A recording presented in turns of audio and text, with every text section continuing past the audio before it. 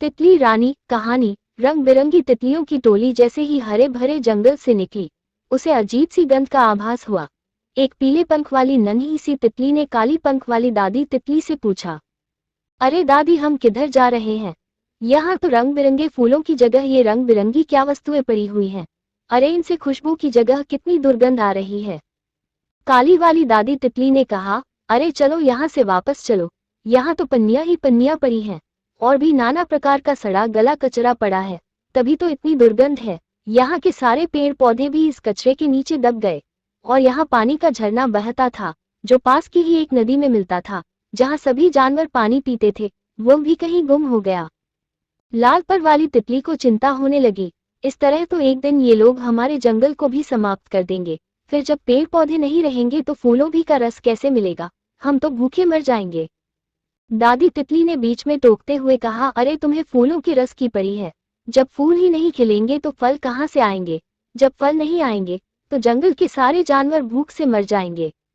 ये सुनकर वही नन्ही सी पीले पंख वाली तितली ने कहा, फिर इस तरह तो भगवान की बनाई ये खूबसूरत प्रकृति भी खत्म हो जाएगी। दादी तितली बोली, हाँ, कितना बुरा जमाना आ गया। पहले सब इंसान, जानवर, परिंदे सब मिलकर इस सुंदर सी प्रकृति में एक साथ रहते थे। सब एक दूसरे का ख्याल रखते थे, कंद मूल फल खाकर पेट भरते।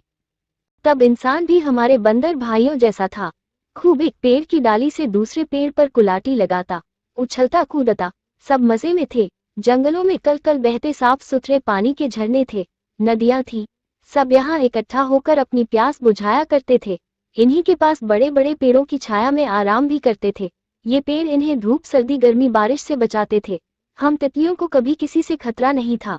हमारा काम तो फूल खिलाना था। इस प्रकृति की सुंदरता को बनाए रखने का काम भगवान ने हमें ही दिया था। पीली तितली ने फिर पूछा, दादी तितली, फिर ये दुनिया कैसे बदल गई? सभी तितलियों को भी जिज्ञासा थी। अब तक उनका झुंड वापस जंगल की तरफ एक फुलवारी में चला गया।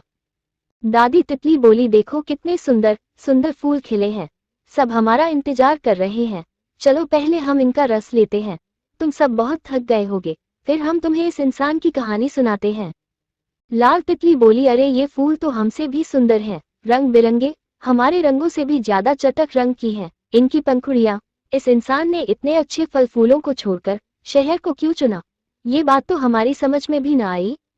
दादी तितली फिर शुरू हो गई, ये इंसान है न, इसमें सारे जानवरों की अपेक्षा थोड़ी अकल ज्यादा थी, लेकिन ताकत में ये जंगल के राजा से कम था। ये हमेशा जंगल के राजा की बराबरी करना चाहता था, हमेशा कुछ न कुछ प्रयोग करता रहता। सबसे पहले इसने आग जलाना सीखा। जब आग जली तो दूसरे जानवर इसको देखकर डर गए। फिर इसने पत्थर को हथियार बनाकर कमजोर जानवरों को मारकर आग में भूनकर खाना शुरू कर दिया। फलों को आग में पकाने लगा। बस यही से सब जंगली जानवर इसके दुश्मन हो गए। अब इसका जंगल में जीना दूभर हो गया। तब ये छिपकर गुफाओं में रहने लगा।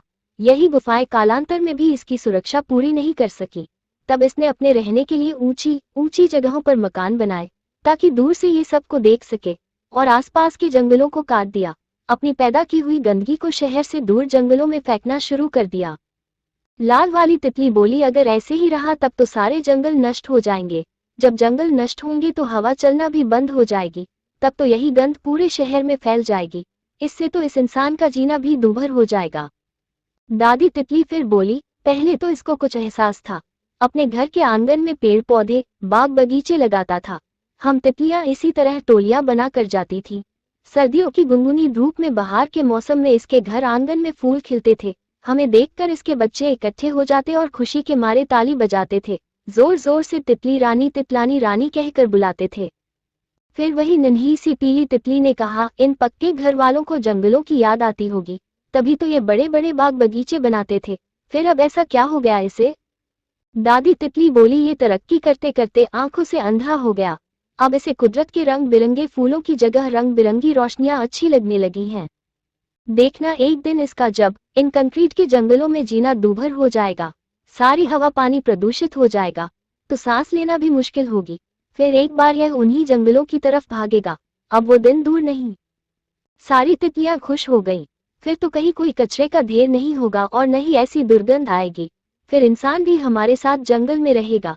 इसके बच्चे हमें देखकर फिर तितली रानी बोला करेंगे, हम भी उन्हें अपने पंखों पर बैठा कर भगवान के बगीचों की सैर कराने ले जाया करेंगे। फिर हम सब जगह इसी तरह जाया करेंगे, खूब मजा आएगा।